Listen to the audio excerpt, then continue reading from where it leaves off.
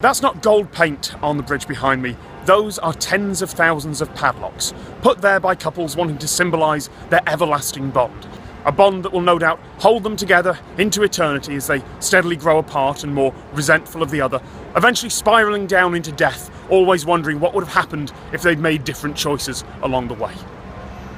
My issues aside, it's also a pretty good example of the difference between fantasy and reality, because those locks will not stay there for eternity. They will eventually rust and fall off, or the council will come along and take them off with bolt cutters, as happens fairly often. And that difference between fantasy and reality is the basis of something called Paris Syndrome.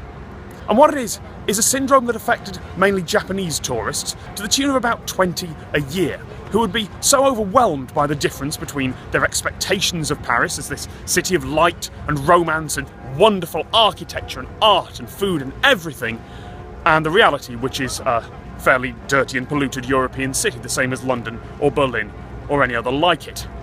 The symptoms, well, they could be anything from delusions or hallucinations, all the way to tachycardia, which is irregular heartbeat, and other psychosomatic symptoms.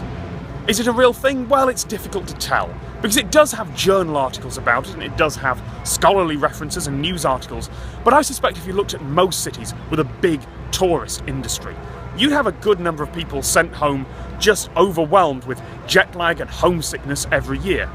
The fact that it's Paris and it has this reputation, well, perhaps people are drawing a little too much signal from the noise of people just not able to cope with being away from home. Either way, it's Paris Syndrome, and it's something you might not have known.